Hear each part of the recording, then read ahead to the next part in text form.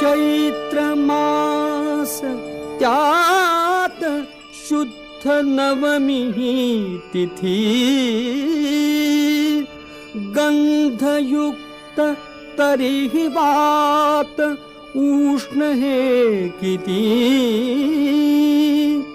दोन प्रहरी कागशिरी